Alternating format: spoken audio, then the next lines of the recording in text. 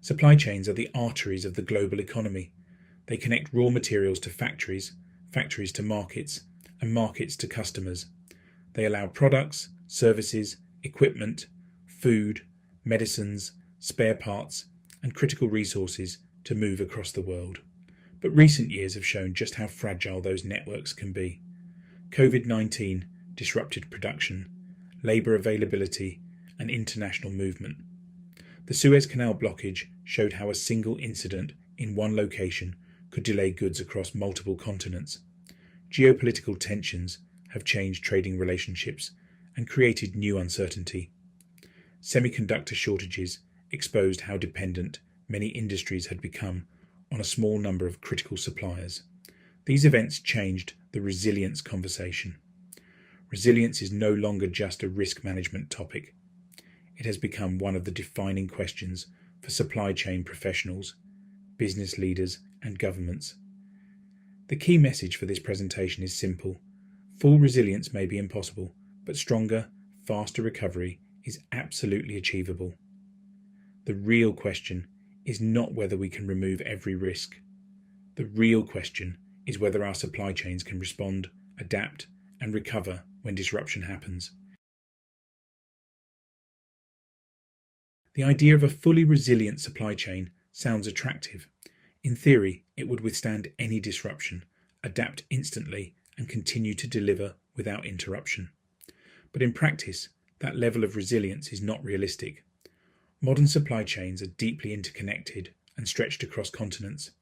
Products often depend on global flows of raw materials, components, labour, transport capacity, data, and energy. A single product, such as a smartphone, can rely on components from more than 40 countries. That interdependence creates efficiency, scale, and specialisation, but it also creates exposure. A disruption in one part of the world can quickly ripple through the system. Businesses can improve resilience by holding more inventory, using multiple suppliers, increasing redundancy, and building alternative routes.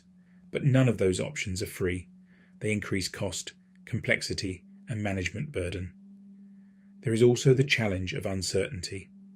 Some disruptions are known risks, others are black swan events, rare, unexpected, and difficult to predict in advance. So the reality is this: interdependence, cost, and uncertainty make perfect resilience unattainable. The aim should not be perfection. The aim should be practical, proportionate resilience. If resilience is not about perfection, then what is it really about? Resilience is the ability to absorb shocks, adapt under pressure, and recover faster. It is not about eliminating every possible risk. That is impossible.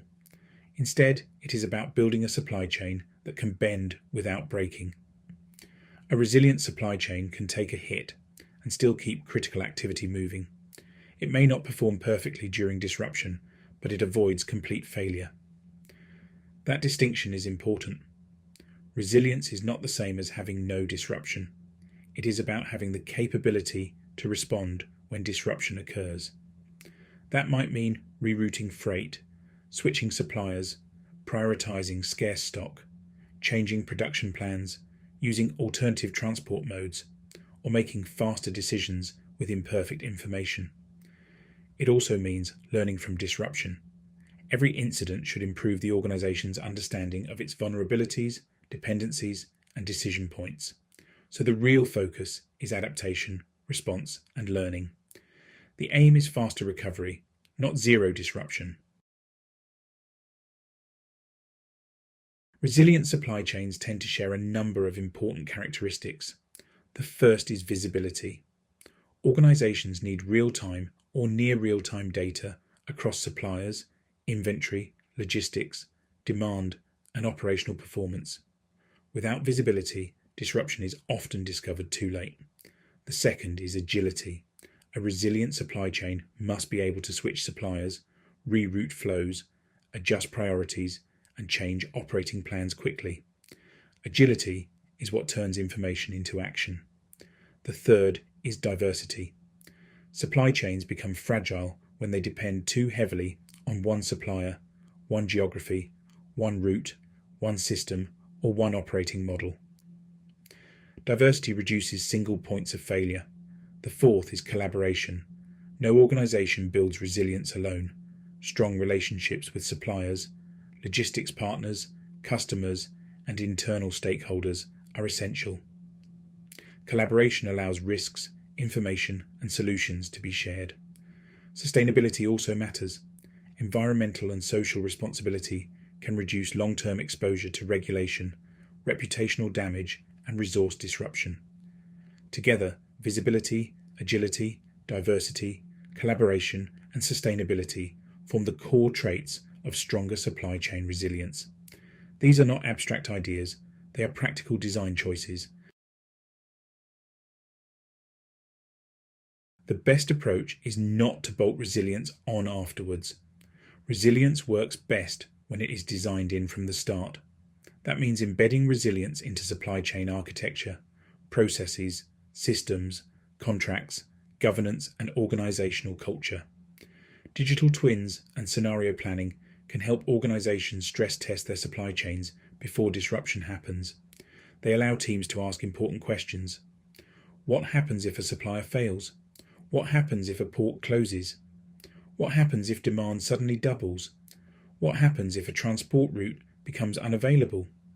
Scenario planning does not predict the future perfectly, but it helps organizations prepare for a range of possible futures. Modular supply chains can also support resilience.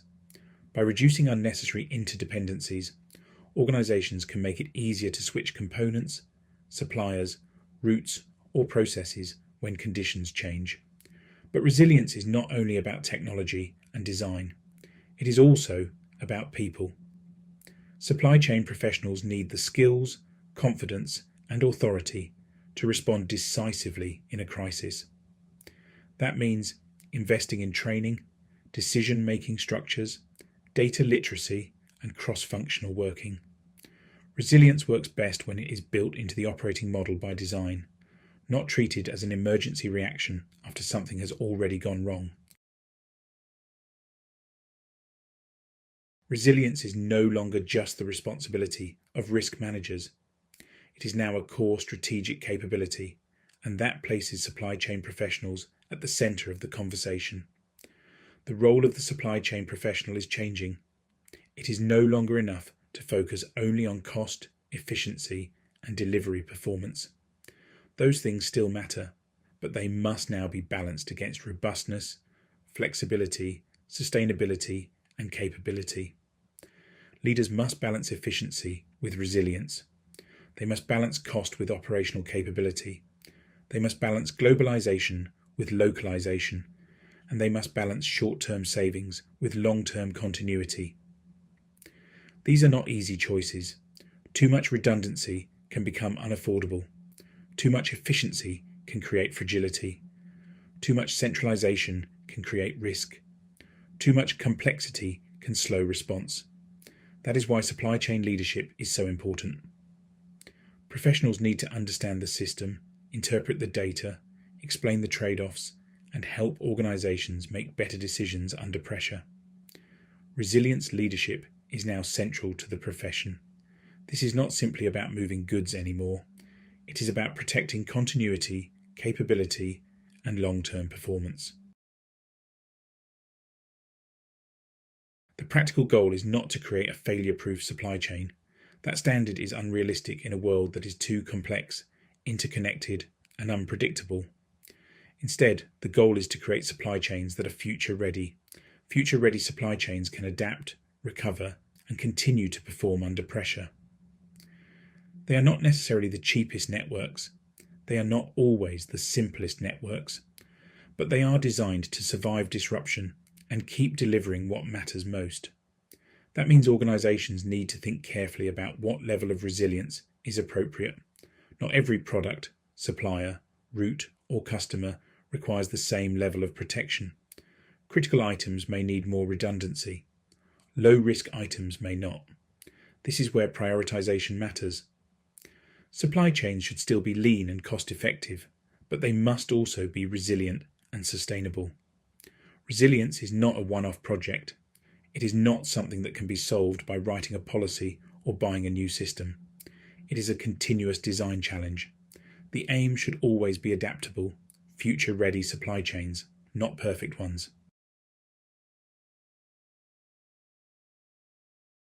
The key message from this presentation is clear. A fully resilient supply chain is a myth. The world is too complex, too interconnected, and too unpredictable for any organisation to remove every possible risk. But that should not discourage us. Stronger resilience is achievable. Real resilience means visibility, agility, diversity, collaboration, and faster recovery. It means understanding where the supply chain is vulnerable. It means deciding which risks matter most. It means designing networks, processes, and relationships that can withstand pressure. It also means recognizing that resilience depends on people as much as systems.